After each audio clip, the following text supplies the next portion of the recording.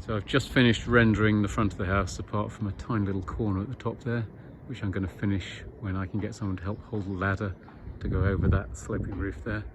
I've also done the back now, so the first thing is now paint it with that silicone render primer. So I'm just painting the primer on here. It goes on really easily. Apparently there's 3 reasons for this. One is it seals the render. Another is it makes it nice and white, so when I put the white render on top, it won't show any of the slightly darker coloured render underneath. And finally, it provides a nice key for the silicone render to actually stick to. Now, one thing I've learned here is the importance of putting something like this at the bottom so the drips don't get on the ground. And you can see I've got some drips of actual render. They're proving a little bit difficult to get off, and I think this would be even more difficult to get off. So I'm putting a little sheet under here. I'm now going to put this window protector on. I haven't used this up until now because actually it's quite easy to get the render off the bottoms of the windows. But now I'm going to start painting, and also I'm going to put the silicone final top coat of render on after that, and I think that's going to be a lot more difficult to get off the windows if it gets on. So I'm just going to put this on. Now it says it's self-adhesive, which it is. It sticks to the window quite easily. But then I've also got these strips here which have adhesive behind them. So I'm going to pull these off and make sure it sticks to the side of these APU beads. These are going to actually come off later when I finally finish. And then I'm going to put it over the window as well. So first I'll take these off.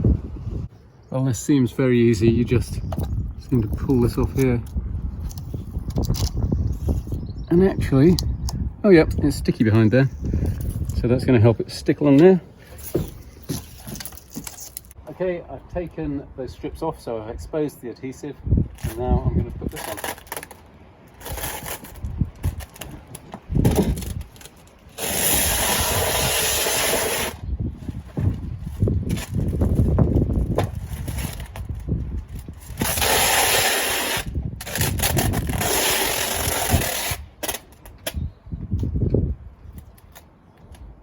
Okay, that's done. It's not pretty, but it's going to be functional.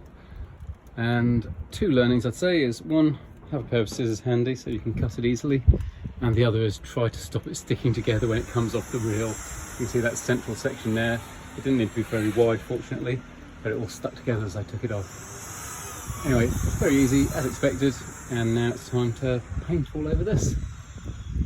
This is just to show, it certainly makes it a lot easier to paint when you've got this film on the glass.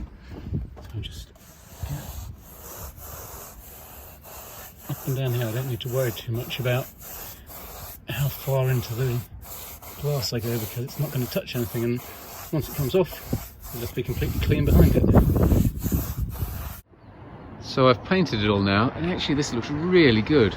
I'm a bit worried. I don't want to put the silicone render on, because even just one coat of this paint and it's made everything completely even. So where there were slight changes in texture when I moved from one set of render to the other, actually this paint has evened it all out, so it looks lovely. I'm a little bit worried about this render I'm going to put on, but I'll start on that next. Oh, and one last thing, someone asked if you could put Verge trim on sloping roofs, and yes you can. You can see up here I put it on that sloping roof, and that's no trouble at all. As long as any rain that gets onto it will fall to the outside and fall off, then it's fine to put it in somewhere like this. And here I'm just fitting together 2 bits of sloping Verge trim at the side of the house. So I'm just putting in these rawl plugs here, and here's the connector between the 2.